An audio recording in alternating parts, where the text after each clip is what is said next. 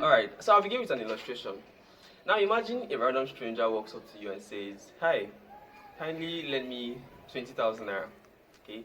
And your best friend walks up to you and says, "Bro or babe, Alpha, give me 20k. I'll give you next week." Okay? Which of these people are you likely to give without thinking twice? I'm guessing it's your best friend, right? Exactly. Why? Because, it's your best friend.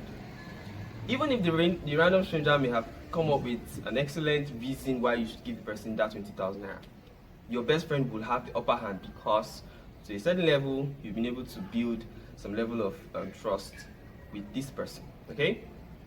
So I'll give you the definition, or not really the definition, I'll just tell you what emotional bank account is. Just like you have the financial bank account, the emotional bank account has to do with trust, the level of trust and the amount of trust that you have in a person. And then just as financial bank accounts work, it depends on how much deposits you've already made. That's what will determine how much withdrawal you can make out. You understand? Okay, so the first way would be to genuinely seek to understand the other person. What this means is what works for Mr. A just may not work for Mr. B. I'll explain. What is considered a major deposit in Mr. A's emotional bank account just may be a major withdrawal in Mr. B's bank account. For example, you like to walk, and then you say you want to get to know this person, and then you say, "Hey, let's take a walk later this evening." But the person doesn't even know you. Let alone, the person doesn't even really like walking. So to you, that's supposed to make some deposits into the person's emotional bank account, but it's actually making a withdrawal, and the person may never want to see you again, which is a major withdrawal that we do not want to happen. So you need to understand the peculiarity of each person.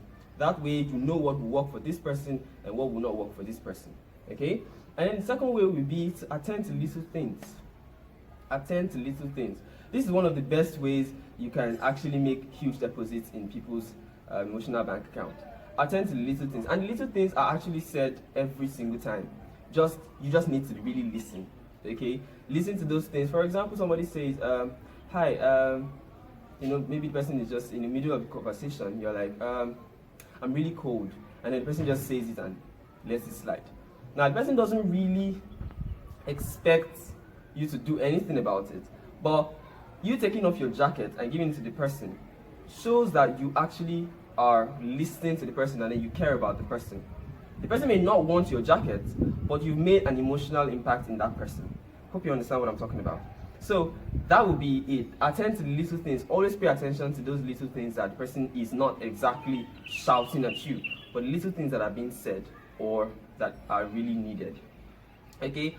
The third step or third way will be to keep your promises and your commitments. Nothing makes a huge withdrawal like breaking your promises. Nothing. Trust me. Okay? So you need to be able to say something and do it.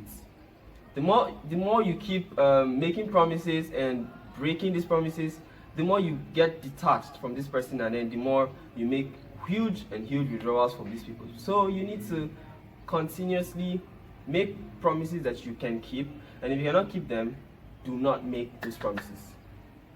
It's that simple. If you cannot keep a promise, do not make it, because once you break it, you have made a huge withdrawal from that person's emotional bank account. Okay? And also, when you make these promises and you do not keep them, maybe due to something out of your power or control, you need to really apologize sincerely. And that brings us to the fourth way, which is to apologize sincerely when you make a withdrawal. So, contrary to what people think, many people think that when you apologize, you show that you are weak. Personally and naturally and generally, apologizing when you make a mistake is a huge show of strength. So next time you make a mistake or you make a withdrawal from an emotional bank account of a person, you need to show sincere apology to that person.